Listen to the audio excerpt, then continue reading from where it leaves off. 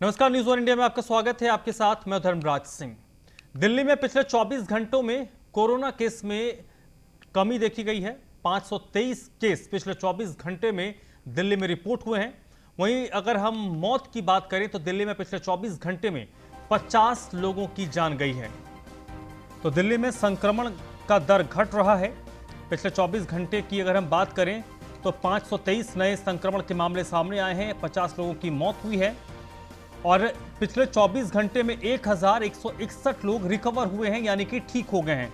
इस वक्त दिल्ली में एक्टिव केस की बात करें तो इसकी संख्या 8060 है। दिल्ली में अब तक 24,497 लोगों की संक्रमण के कारण मृत्यु हो चुकी है।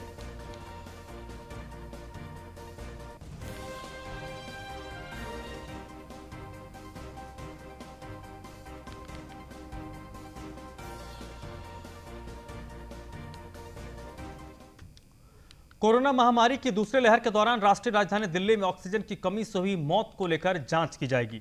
दिल्ली सरकार ने इसके लिए एक 4 सदस्यीय कमेटी का गठन किया है।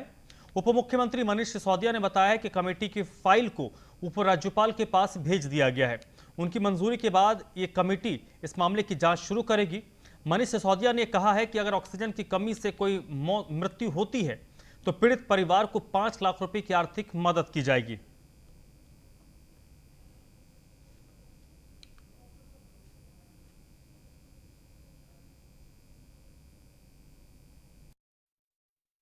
में सेकेंड वेव के दौरान इस तरह के कुछ खबरें बीच बीच में सामने आई कि किसी अस्पताल में या शायद कुछ अस्पतालों में ऑक्सीजन की कमी के कारण डेथ्स हुई। हम सब जानते हैं कि ऑक्सीजन का पूरा क्राइसिस रहा सेकेंड वेव में, और इसके दौरान जब इस तरह की खबरें आई कि ऑक्सीजन की कमी के कारण अस्पतालों में मरीजों की डेथ हुई, तो उसको गवर्नमेंट ने भी सीरियसली लिया और ये निर्णय लिया गया था कि एक कमेटी बना के, 4 सदस्य कमेटी बना के इसकी पूरी जांच की जाएगी कि अगर कहीं से इस तरह का कोई सूचना, इस तरह का कोई क्लेम, इस तरह का कोई दावा आता है कि यहाँ पर ऑक्सीजन की कमी की वजह से किसी मरीज़ की डेथ हुई, तो उसकी पूरी जांच की जाए।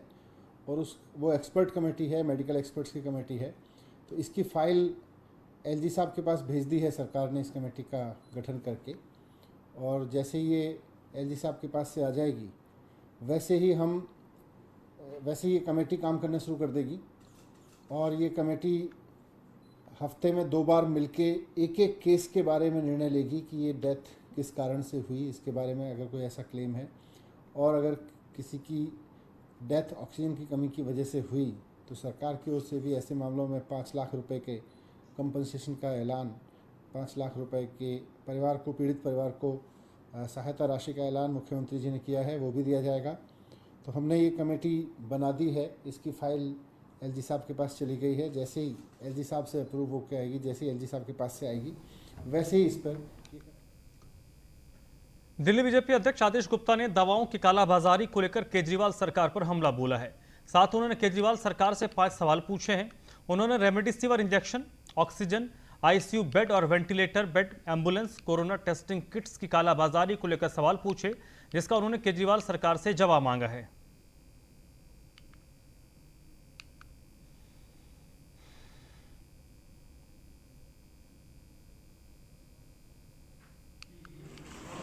हमारे लीडर अपोजिशन बहुत सीनियर माननीय श्री रामवीर जोगी साहब आपको सारी सूरत हाल से जानू करवा रहे थे बड़े जोरदार तरीके से। उन्होंने तथ्यों के साथ आपको सारी सिचुएशन बता दी है। उससे पहले माननीय श्री आदेश गुप्ता जी प्रांत बयान किए हैं,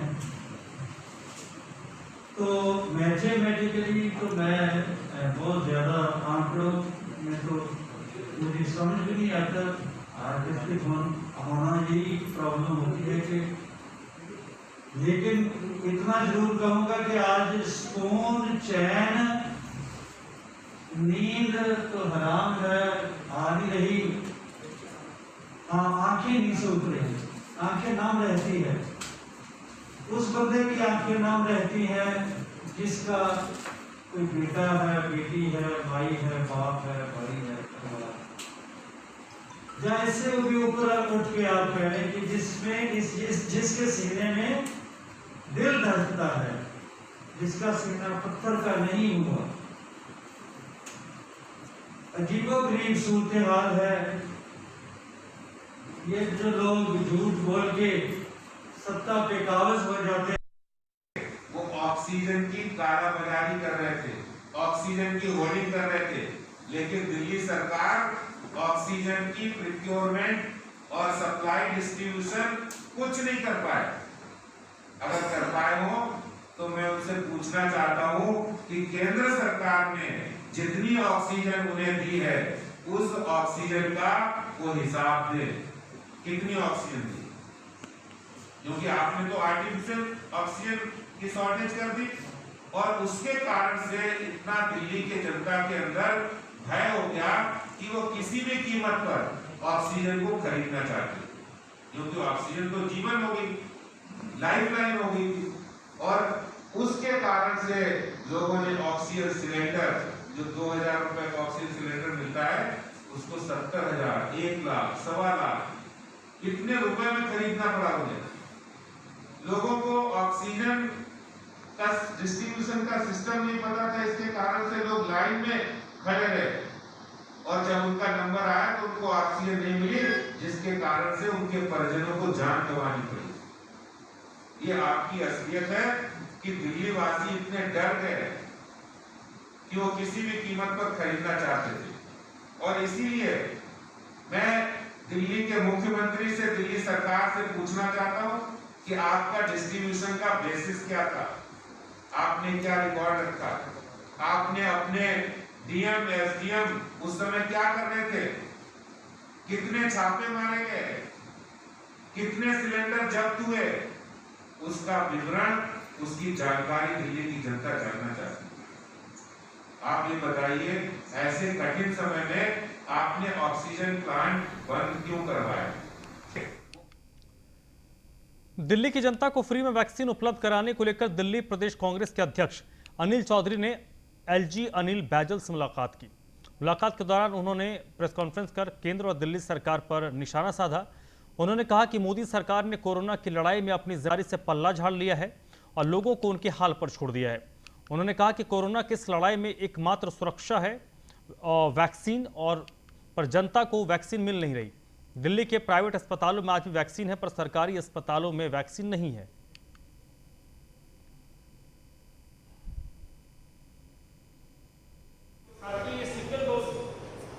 जब हम डबल डोज की बात करें, तमाम एक्सपर्ट्स मान रहे हैं जब तक दोनों डोज नहीं लगेगी, एंटीबॉडी शरीर में नहीं आएगी, तो आप इस संक्रमण के खिलाफ नहीं लड़ सकते।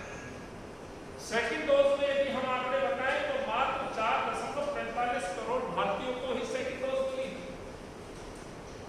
कहां 140 करोड़ की आबादी, कहां केवल मात्र 4.45 की संख्या है। परसेंटेज की हम बात करें तो देश की आबादी का, भारत की आबादी का मात्र 3.17% लोगों को ही ये डबल डोज बात मिली। कैसे आप दिसंबर 21 तक लोग को वैक्सीनेट कर पाएंगे, ये प्रश्न मैं पूछना चाहता हूं, और यही सबसे बड़ा चिंता का विषय है।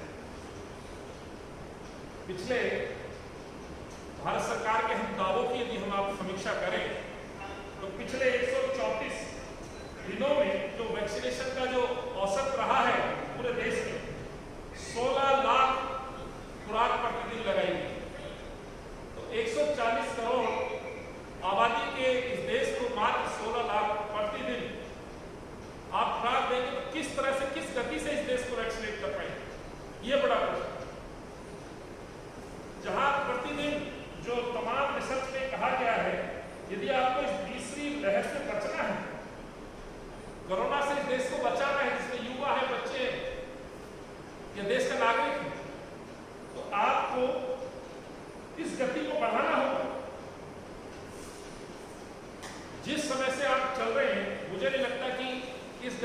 साथ तमाम लोगों को ये वैक्सीन उपलब्ध हो पाएगी।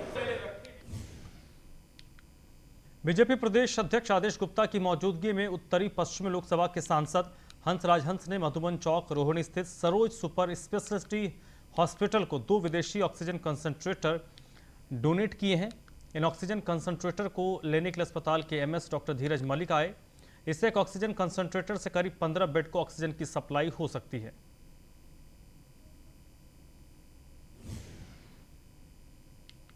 मेरे साथ मौजूद हैं सरोज सुपर स्पेशलिटी हॉस्पिटल के डॉक्टर धीरज मलिक। जानेंगे सर, आज ये जो ऑक्सीजन कंसंट्रेटर और साथ में कंप्रेसर दिया गया, इसके बारे में बताएं किस तरह हासिल हुआ। देखिए, ये हुआ है जो हमारे एरिया के लोकप्रिय सांसद हैं हंसराज हंस जी, जो हमारी कॉन्स्टिट्यूंसी है, और हमारे जो अस्पताल हैं सरोज सुपर स्पेशलिटी हॉस्पिटल और सरोज मेडिकल इंस्टीट्यूट, जो दोनों अस्पताल हैं वो इन्हीं की कॉन्स्टिट्यूंसी में है, और इनसे बातचीत होती रहती है। ये अस्पताल भी आते रहते हैं बीच बीच में। हॉस्पिटल में अभी जो ये कोरोना का एपिसोड हो रहा था, जो कोरोना काल चल रहा था पिछले 2 महीने से, तो इन्होंने हॉस्पिटल के अंदर आके डॉक्टरों की और स्टाफ की काफ़ी पूछ भी करी इन्होंने।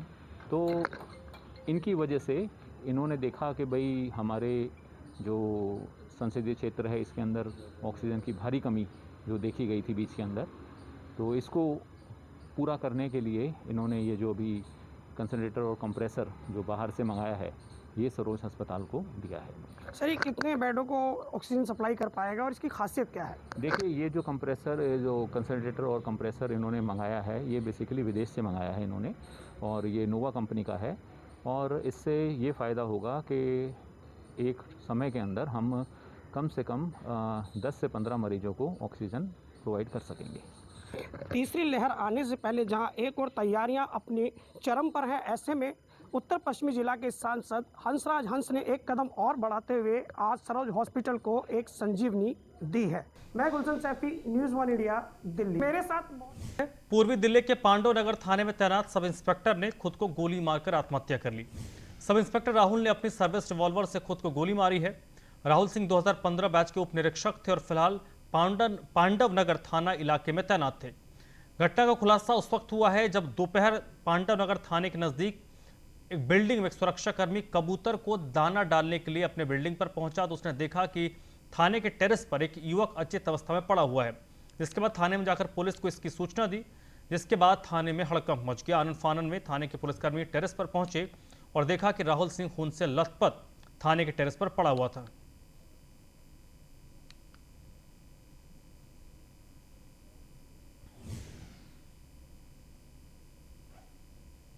दिल्ली के रोहिणी में एक सिरफिरे ने सरेआम महिला को चाकू से हमला किया। पड़ोस में रहने वाले सिरफिरे ने वारदात को अंजाम दिया है। इस हमले में महिला गंभीर रूप से घायल हो गई है। घायल महिला को गंभीर स्थिति में अस्पताल में भर्ती करवाया गया है। बताया जा रहा है कि आरोपी के खिलाफ महिला ने पुलिस में शिकायत दी थी और उसी से नाराज होकर इस आरोपी ने महिला पर सरेआम जानलेवा हमला किया।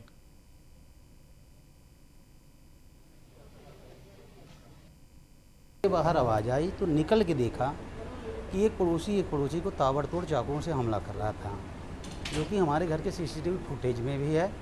और ये पहले से ही बीसी है।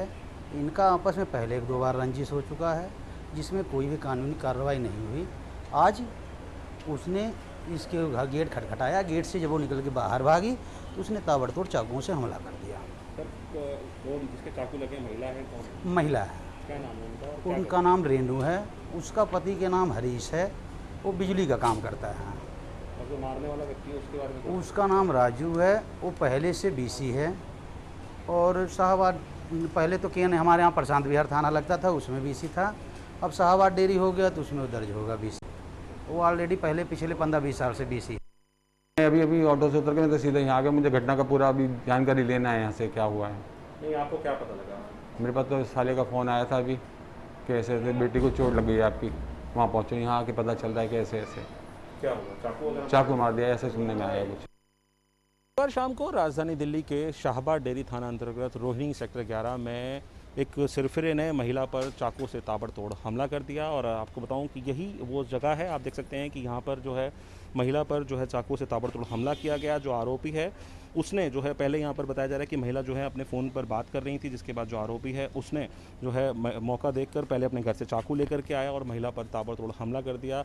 आपको बताएं कि इस पूरी घटना में जो विक्टिम और जो आरोपी हैं वो दोनों ही आपस में पड़ोसी हैं और किसी बात को लेकर के पहले से उनका विवाद चल रहा था। बताया जा रहा है कि महिला ने तकरीबन 1 महीना पहले आरोपी के खिलाफ लिखित शिकायत भी थाने में दी थी, जिस पर कोई कार्रवाई अभी तक पुलिस की तरफ से नहीं की गई है और शायद उसी का नतीजा है कि उस सिरफिरे ने आज महिला पर जानलेवा हमला कर दिया। और ये पूरी घटना यहाँ पर लगे सीसीटीवी कैमरे में कैद हुई, जिसमें साफ तौर पर दिख रहा है कि जो आरोपी है वो महिला पर लगातार ताबड़तोड़ चाकुओं से वार कर रहा है। महिला का नाम रेनू बताया जा रहा है, जो कि यहाँ पर अंबेडकर अस्पताल में एडमिट थी। उसके बाद जो है उसको फर्स्ट एड दे दिया गया, लेकिन उसकी हालत को देखते हुए उसे यहाँ से सफदरजंग हॉस्पिटल में रेफ़र कर दिया गया है, जहाँ पर उसकी हालत नाजुक बनी हुई है। वीडियो जर्नलिस्ट दिव्या के साथ प्रभाकर राणा, न्यूज़ 1 इंडिया, दिल्ली। तो दिल्ली में इस वारदात को अंजाम दिया गया है। पड़ोसी ने ही पुरानी दुश्मनी से नाराज होकर इस वारदात को अंजाम दिया। वहीं दिल्ली के कोटला मुबारकपुर पुलिस ने ऑनलाइन ठगी करने वाले 3 ठगों को गिरफ्तार किया है। कोटला मुबारकपुर पुलिस को एक शिकायत मिली, जिसके बाद पुलिस ने साइबर सेल से मदद ली। शिकायतकर्ता चंद्रकांत ने अपनी शिकायत में आरोप लगाया कि उनके क्रेडिट कार्ड से करीब 80,000 की धोखाधड़ी हुई, जिसके बाद पुलिस ने तीनों आरोपियों को गिरफ्तार किया है और मामले की जांच कर रही है।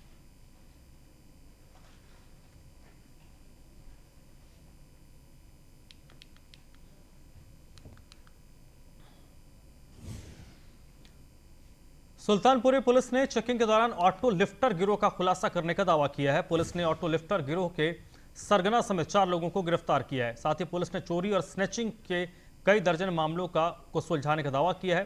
पुलिस ने गिरोह के सदस्यों की निशानदेही पर 37 चोरी के 2 पहिया वाहनों को बरामद किया है।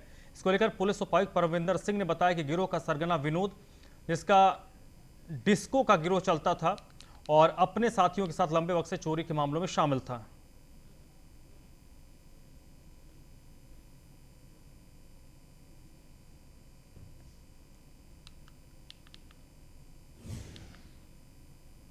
थाने की टीम ने आउटर दिल्ली में चोरों के गिरोह का पर्दाफाश किया है। ये बेसिकली 2 व्हीलर चुराते थे। इस गैंग में 3 एक्टिव पीसीज हैं, जो कि सुल्तानपुरी थाने के ही एक्टिव पीसी हैं, जिनके नाम विनोद, मनीष और हेमंत है। और एक इनका साथी गौरव, इसको भी गिरफ्तार किया है। टोटल 37 इनके पास से 2 व्हीलर्स बरामद हुए हैं, जिसमें से 32 2 व्हीलर भिन्न भिन्न केसेस में कनेक्ट हो चुके हैं। इसके अलावा इस गैंग पर 17 केसेस स्नैचिंग के भी हैं। ये गैंग, इसकी मोडिस ऑपरेंडी ये है कि ये एक जगह से 2 व्हीलर चुरा के उसको कहीं ऐसी जगह खड़ा करता है जहां से इस्तेमाल करने में आसानी हो और ये खुद उस पर नज़र रख सकें। थाने की दिल्ली सरकार ने शराब की होम डिलीवरी की अनुमति दे दी है। दिल्ली सरकार की अनुमति के बाद दिल्ली की जनता का कहना है कि ऑनलाइन शराब घर से सीधा डिलीवरी होगी, जिससे बच्चों पर असर पड़ेगा। इसलिए दिल्ली सरकार को अपने इस फैसले को वापस लेना चाहिए और सरकार को रेवेन्यू आता तो कोरोना गाइडलाइंस को फॉलो करते हुए ठेके खोल देने चाहिए, क्योंकि घरों में शराब की होम डिलीवरी होने से आने वाली पीढ़ियों पर इसका गलत असर पड़ेगा। महामारी के चलते क्या वैक्सीनेशन से ज्यादा शराब की बिक्री जरूरी है? जी हाँ, आज इसी मुद्दे को लेकर न्यूज़ 1 इंडिया की टीम पहुंची है दिल्ली की जनता के बीच में, जहां उनसे इस बारे में बात करते हैं कि क्या जो राज्य सरकार ने ऑनलाइन शराब की बिक्री चालू की है उस पे दिल्ली की जनता कितनी सहमत है। आपका नाम? सुभाष शर्मा। सुभाष जी, राज्य सरकार की तरफ से जो दिल्ली में ऑनलाइन शराब की बिक्री चालू की गई है उस पे आप कितना सहमत हैं? देखो, ऐसा है, सहमत तो नहीं हूँ। और दूसरी बात, ये बच्चे आजकल के 20-22 साल के बच्चे जो शराब पीते हैं, इनके लिए नुकसान लायक है। अब बड़ी उम्र के हैं वो चलो तकरीबन 50% तक ठीक है, मगर ना पिए तो उसमें क्या है, वैक्सीन की भी जरूरत नहीं, शरीर भी ठीक रहेगा, सब कुछ सही रहेगा। बस यही कहना चाहता हूँ। हमारे साथ लेडीज ही मौजूद है, उनसे बात करते हैं। आंटी जी, दिल्ली में ऑनलाइन वैक्सीनेशन के स्लॉट बुक नहीं हो रहे हैं और राज्य सरकार की तरफ से ऑनलाइन शराब की बिक्री चालू कर दी है, उस पर आपकी क्या प्रतिक्रिया? मेरे हिसाब से तो ऑनलाइन होने नहीं चाहिए, क्योंकि ऑनलाइन होगी उसका मिसयूज भी हो सकता है, क्योंकि बच्चे हैं या कुछ है, कोई ऑर्डर दे रहा है, कोई देखने को ही आ रहा है। जो बेचेंगे या जो करेंगे उन्हें तो अपने टैक्सी से और अपने पेमेंट से मतलब है, उन्हें इस चीज़ से मतलब नहीं है। तो इसलिए ये चीज़ तो होनी नहीं चाहिए। अब जिसने लेनी है, जो ऑनलाइन मंगवाएगा वो घर में बड़ा कोई है नहीं है, बच्चे मंगवा के पियेंगे, इस चीज़ से ज़्यादा वो बढ़ेगा, नशे की लत ज़्यादा बढ़ेगी।